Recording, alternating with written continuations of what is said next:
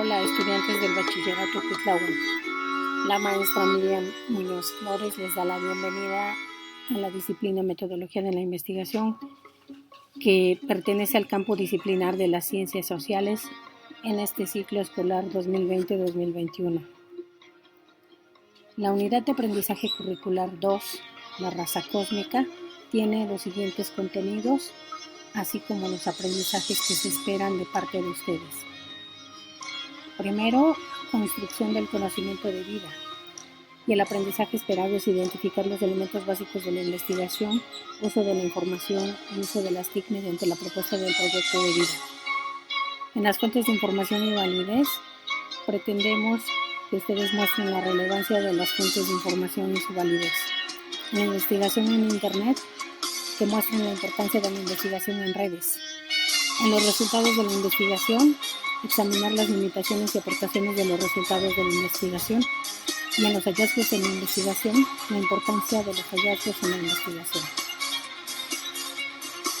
Así pues, vamos a ver todo lo que es el protocolo de investigación, que tiene estos aspectos: objetivos, hipótesis, justificación en la investigación, métodos y técnicas de la investigación, sus técnicas e instrumentos, que son documental y de campo, sus técnicas como entrevista, cuestionario y observación, el marco teórico de la investigación, los hallazgos en la investigación, el reporte de la investigación, así como el procesamiento de la información y las técnicas para este procesamiento. El protocolo de la investigación es una serie de actividades para tener el conocimiento válido y confiable. ¿Qué es lo que se va a registrar? Se van a registrar los antecedentes, motivos, pasos y actividades con una secuencia lógica para resolver un problema o tener un nuevo conocimiento. Aquí se incluye el diseño de procedimientos para poder observar, analizar e interpretar resultados. Se establecen los parámetros para medir esos resultados. Se describen los objetivos, diseño y metodología de la investigación científica. La hipótesis es un argumento de conjetura científicamente fundada que trata de explicar los hechos del fenómeno a investigar, y se va a elaborar con una frase sencilla, clara y precisa que supone hechos y se admite provisionalmente, pero se comprobará estadísticamente. Se redacta de manera afirmativa con la finalidad de que sea aceptada o rechazada y expresa la relación entre dos variables, la variable dependiente y la variable independiente. Los tipos de hipótesis que existen son la descriptiva, que establece la relación entre dos variables para explicar lo que sucede con base en los datos y en los cálculos. Por ejemplo, el tiempo de recuperación de la inversión en negocios inmobiliarios grandes es de 9 años. En la causal, uno de los elementos de la hipótesis es la causa del otro. El consumo de fibra de frutas y verduras disminuye el riesgo de cáncer de colon, es el ejemplo pertinente para este tipo de hipótesis. En la hipótesis experimental, tenemos que ser un tipo de hipótesis causal, pero sus resultados son productos de una investigación de laboratorio y práctica científica. Por ejemplo, la infección por Ascaris lumbricoides está asociada con la falta de higiene, las condiciones sociales y la falta de educación sobre la salud. ¿Qué es un objetivo de investigación? Su papel es establecer propósitos y resultados que esperamos lograr con la investigación. Una vez claros, vamos a decidir las acciones que vamos a llevar para efectuarlas. Tiene las siguientes características. Deben estar vinculados con la investigación, es decir, que tenga correspondencia con el problema formulado. Deben ser dependientes, ya que hay que considerar las condiciones de complejidad del problema científico, la disponibilidad de recursos humanos, financieros y materiales para realizarla. Por eso decimos que son dependientes. Debe tener precisión, es decir, ser suficientemente clara para evitar interpretaciones distintas al sentido que determinó inicialmente el investigador. Deben ser alcanzables y por esa razón existirá la posibilidad de realizarse a partir de los medios propuestos por el investigador. Y también deben ser medibles, es decir, debe contar con indicadores o estándares para evaluar su cumplimiento en tiempo y forma. Se debe también contemplar el aspecto ético, que implícita o explícitamente debe considerar siempre el beneficio humano en general. Deben estar lógicamente fundados, es decir, tener un sentido lógico y empírico, puesto que vamos a la experiencia. Debe ser recomendable formular un solo objetivo general. Si queremos formular más, nos perderemos. Ahora, en caso de formular otros objetivos, nos estamos refiriendo a los objetivos específicos, que son objetivos parciales del general. Y lo que van a hacer es que nos llevan a lograr que se cumpla el objetivo general. La justificación son las razones y argumentos convincentes mediante los cuales se detalla la importancia del estudio. Los propósitos, pues, del motivo de investigación. Tiene una relevancia teórica o académica, expone la importancia de la investigación científica y es importante hacernos una serie de preguntas como las siguientes.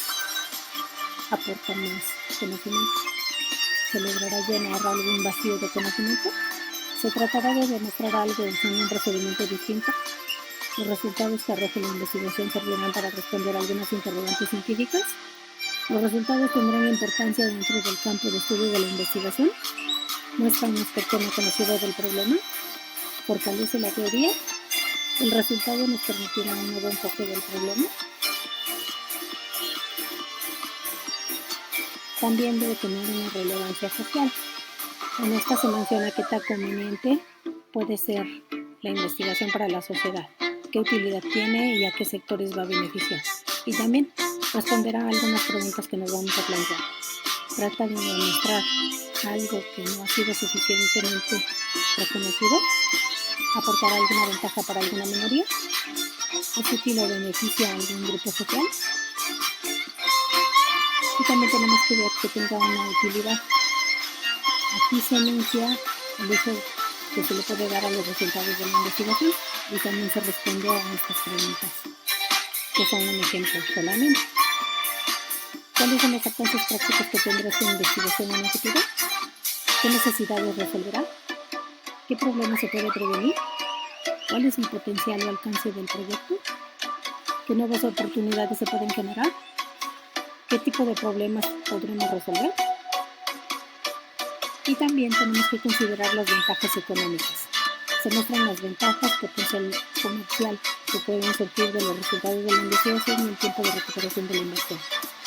Es decir, vamos a ver su factibilidad y para ello también nos hacemos estas preguntas. ¿Se justifica la inversión que se va a realizar? ¿Es posible llevarlo a la práctica?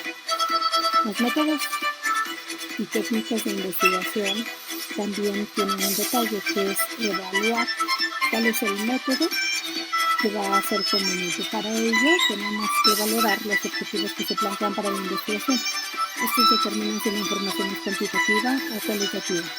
Y por otro lado, el hecho o fenómeno que se investigará ayudará a decidir si usaremos el método inductivo o el método deductivo. Ahora, las técnicas e instrumentos permiten saber y explicar cómo y en qué circunstancias se obtuvo el conocimiento y de dónde proviene. Las investigaciones se van a basar en datos medibles. Para precisarlo se requiere determinar las variables a analizar. Y aquí tenemos ese proceso del método científico. Observación, preguntas, hipótesis, experimentación, análisis y conclusión. Estamos en la parte de la experimentación. Existen tres grupos que se utilizan comúnmente regresando a estas técnicas e instrumentos. Las que son de tipo matemático de medición y están orientados a la investigación científica de la química, biología, astronomía y física que requiere datos cuantitativos. Y las técnicas e instrumentos documentales, que es la obtención y clasificación de información literaria sobre un fenómeno. Nos permiten crear un marco explicativo basado en una teoría. La técnica de fichaje se usa para seleccionar pasajes, párrafos o páginas de las fuentes consultadas.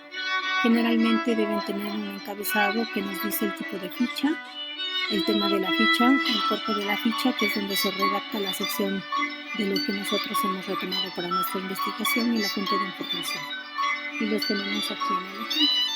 El encabezado que indica el tipo de ficha del que se trata, el tema de la ficha, el tema va aquí, y aquí estamos considerando que sea una ficha textual o de paráfrasis. Los datos que se registran cuando nosotros hacemos nuestras notas y el cuerpo, que en este caso es una paráfrasis de la obra seleccionada y nos indica el tipo de ficha.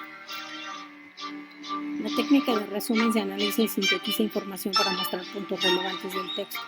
Sus lineamientos son ubicar líneas principales del texto, tema a propósito, escribirlas en secuencia en un texto basado en frases sencillas, explicar los conceptos centrales, esclarecer la intención del texto, lo que desea comunicar el autor. Y tenemos también la técnica de mapas, que es un instrumento visual donde hay más elementos para ser vistos que leídos. Primero se debe analizar la información consultada, se toman los conceptos principales y se ordenan jerárquicamente. Las técnicas e instrumentos de campo son diferentes porque proporcionan información empírica, es decir, se basan en la experiencia. El investigador va a relacionarse con la realidad para obtener la información que le permita conocer su objeto de estudio y nos permite obtener información de primera mano. En estas técnicas se debe planear el alcance, definir los grupos sociales o personas a los que se va a entrevistar, observar o cuestionar para obtener su información. Las principales técnicas de esta forma de investigación es la entrevista, en donde se hacen preguntas y se esperan respuestas. Participando un entrevistado y un entrevistador cubre ciertos aspectos y se realizan con rigor, va a permitir relativamente obtener la perspectiva de una persona sobre una serie de hechos. Al realizarlas se registran e interpretan las reacciones del entrevistado que pueden ser útiles y se puede entrevistar a un individuo o a un grupo. En el segundo caso, puede haber influencias de unos con otros. La clasificación por la forma en que se formulan las preguntas son estructuradas, donde hay preguntas muy puntuales que esperan respuestas uniformes. El entrevistado solamente tiene algunas opciones y las respuestas pueden agruparse para hacer estadísticas. Esto facilita el trabajo del investigador. La técnica del cuestionario es más cerrada. La interacción entre el entrevistador y el entrevistado es menor. Sus preguntas van a permitir recabar información y declarar la intención que tiene el investigador. Por la forma en que se plantean son abiertas, que permiten respuestas amplias por parte del entrevistado, y cerradas, que permiten solo ciertas respuestas y pueden ser de los siguientes tipos. Dicotómicas, que plantean dos opciones de respuesta, por ejemplo, de acuerdo o en desacuerdo. De opción múltiple, que plantean más de dos opciones de respuesta a seleccionar. Y de filtro, que impiden que se aplique el cuestionario a un individuo a quien no va dirigido. La técnica de observación consiste en que el investigador es testigo de los fenómenos que estudia.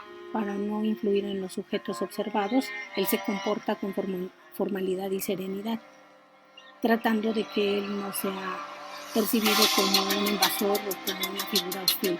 De ser posible, se busca que pase desapercibido.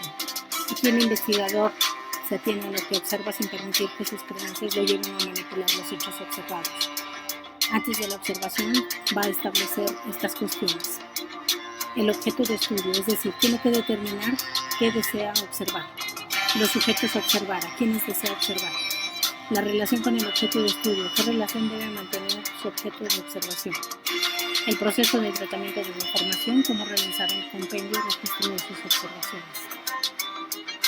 La participación e interacción del investigador con el grupo que estudia se determina por el tipo de investigación que se realiza. Es decir, participante que observa los hechos dentro del grupo, esto es más complejo, pero permite una mejor comprensión del contexto social en el que está inmerso.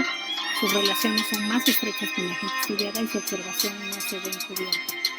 Y no participante, donde el investigador recaba sus observaciones y intervenir en los hechos a investigar. No se involucra con las personas o grupos observados. Su participación se clasifica en estructurada, que es sistemática, donde el investigador conoce específicamente los elementos que desea observar, y no estructurada, donde el investigador no posee un plan para su observación, simplemente va registrando los hechos según se presentan. Pues esto es todo por mi parte. Cualquier duda, saben que nos mantenemos en contacto principalmente por WhatsApp, Facebook y por la plataforma Schoology. Que tengan excelente día.